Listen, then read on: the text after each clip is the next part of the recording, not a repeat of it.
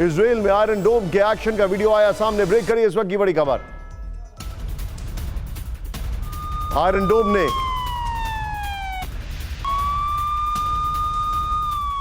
Hamas के कई rocket हमलों को नाकाम किया।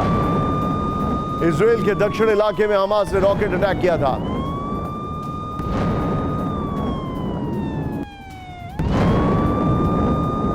यह इस वक्त की बड़ी खबर। इस सब के बीच में एक और बड़ी खबर है। आईडीएफ के कई बेस पर हिजबुल्लाह का बड़ा हमला इस वक्त की एंटी टैंक मिसाइलों से अटैक किया गया है। लेबनान फिलिस्तीन बॉर्डर पर आईडीएफ बेस को नुकसान। मिलिट्री टावर सिक्योरिटी कैमरा को बना निशाना।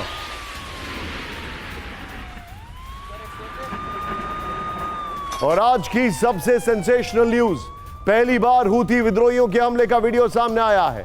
ध्यान से देखिए। अमेरिकन नेवी डिस्ट्रॉयर पर बोला था हमला।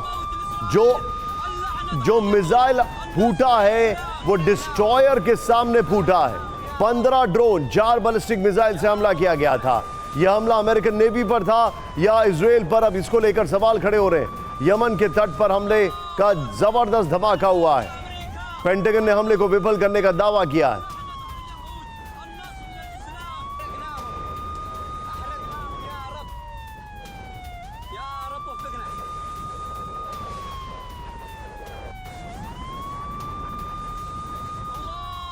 आज इजराइल हमास युद्ध के पूरे 15 दिन हो चुके हैं। 7 अक्टूबर को हमास ने इजराइल पर जो हमला किया, गाजा हर दिन उस हमले की सजा भुगत रहा है। इजरायली डिफेंस फोर्सेस ने एक बार फिर गाजा के कई इलाकों में ताबड़तोड़ हमले किए हैं। पिछले 24 घंटे में आईडीएफ ने रॉकेट और लड़ाकू विमानों से गाजा में कई इलाकों को दहला दिया है। युद्ध में दोनों तरफ से अब तक 6000 से ज्यादा जाने जा चुकी हैं। 14 दिनों में 4,300 से ज्यादा फिलिस्तीनियों की मौत हो गई है, जबकि इजराइल की तरफ से 1400 से ज्यादा लोग मारे गए। पिछले 24 घंटे में गाजा में 352 लोग मारे गए। यह रिपोर्ट है।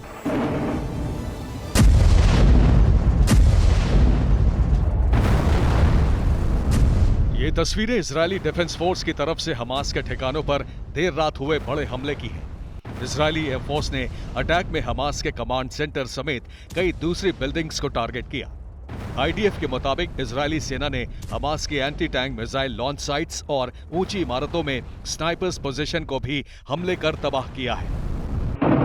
इसके अलावा गाजा में हमास को निशाना बनाते हुए राफा और जबालिया इलाकों में आईडीएफ ने जमकर बमबारी की। एयर स्ट्राइक के साथ देर रात गाजा के कई इलाकों में इजरायली सैनिकों और फिलिस्तीनियों के बीच झड़प हुई। दोनों तरफ से फायरिंग की गई। वेस्ट बैंक के हेब्रोन इलाके में इजरायली सैनिकों और फिलिस्तीनियों के बीच अंधाधुंध गोलीबारी हुई है। बीती रात के साथ 15 अक्टूबर की सुबह से भी गाजा पर इजरायल के हमलों में कोई कमी नहीं है। गाजा के दीर अल बलाह इलाके में आईडीएफ ने स्ट्राइक की, जिसमें 13 लोगों के मौत की खबर है। इसके साथ ही संयुक्त राष्ट्र ने गाजा में अपने 17 कर्मचारियों के मारे जाने की पुष्टि की है।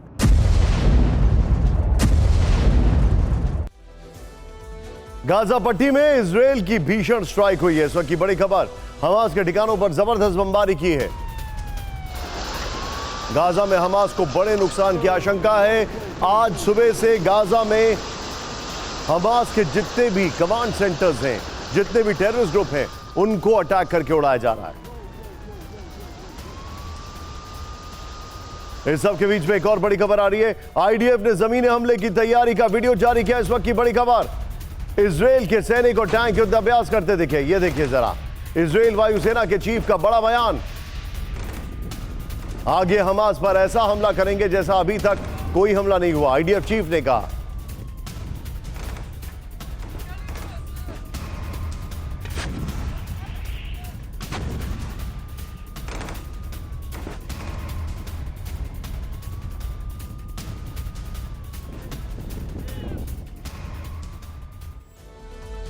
और युद्ध में आज की सबसे बड़ी खबर यह है कि इजराइल गाजा पर 3 चरणों में कब्जा करेगा।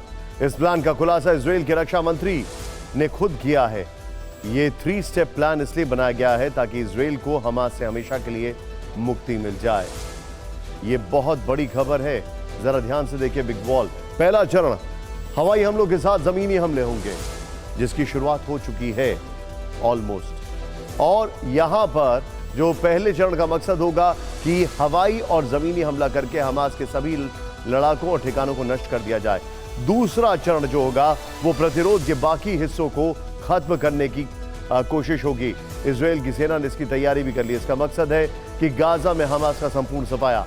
तीसरा चरण गाजा में नई सुरक्षा व्यवस्था लागू करना, इसमें अंतरिम सरकार बनाना भी शामिल है। इसका मकसद यह होगा कि गाजा में रोजमर्रा के मामलों के लिए इजराइल सरकार अपनी जिम्मेदारी से मुक्त हो जाए। यानी वो काम, अगर आप ऑब्जर्व करें कि तैयारी कैसी है, तो कुल तैयारी वो है जो रशिया ने यूक्रेन के 5 इलाकों पर कब्जा करके की। लेकिन यहां पर चैलेंज यह है कि इनके पास जो हमास है, वो हमास दूसरी तरफ से भी हमला करेगा हिजबुल्लाह के साथ, यानी इजराइल के नॉर्दर्न साइड से। इस सब के बीच में एक और बड़ी खबर, इजराइल इन 3 चरणों को पूरा करने के लिए लंबे युद्ध की तैयारी में जुटा हुआ है। आईडीएफ ने जवानों के लिए ठंडे मौसम के कपड़े जारी किए, तूफान में बचाव वाले कपड़ों की सप्लाई की गई। आईडीएफ जवानों के लिए मेडिकल सुविधाओं को भी पुख्ता किया जा रहा है। आईडीएफ ने सेना की तैयारियों का एक वीडियो भी जारी किया है, लेकिन इसमें एक रोड़ा गाजा से ऑपरेट करने वाले हमास के टॉप 20 लीडर्स हैं, जिनमें से 4 को पहले ही चरण में खत्म कर दिया गया है। इनकी तस्वीरें भी सामने आई हैं। इनमें सबसे बीच में बैठा है याह्या सिनवर, जो मैं आपको दिखाने वाला हूं। ये देखिए, ध्यान से देखिएगा। याह्या सिनवर ये है जिसके ऊपर, आई एम सॉरी टू से, बट इसके ऊपर ऑलरेडी एक चेपी चिपकी हुई है। ये है वो आदमी जो मास्टरमाइंड है। शायद आप इसको ना देख पाएं, लेकिन एनीवे, याह्या सिनवर गाजा में हमास का चीफ। बाकी 19 लोग और दिख रहे हैं। इनमें हमास का अंतर्राष्ट्रीय संबंधों का मुखिया जचारिया अबू मरमार 10 अक्टूबर को मारा गया। फिर गाजा पट्टी में हमास के लिए फंड जुटाने वाला जब्बाबत अबू शामला 10 अक्टूबर को मारा गया। फिर हमास सूरा काउंसिल का पूर्व मुखिया उसामा माजीनी 16 अक्टूबर को मारा गया। और हमास पॉलिटिकल ब्यूरो की अहम सदस्य जमीला अल शांति की मौत 19 अक्टूबर को आईडीएफ की स्ट्राइक में हुई। बाकी जो बचे 16 जो इजराइल के टारगेट पर हैं, ये सभी गाजा से ही ऑपरेट करते हैं। बिना इनके खात्मे के इजराइल 3 चरणों वाले प्लान पर कामयाबी नहीं पाएगा।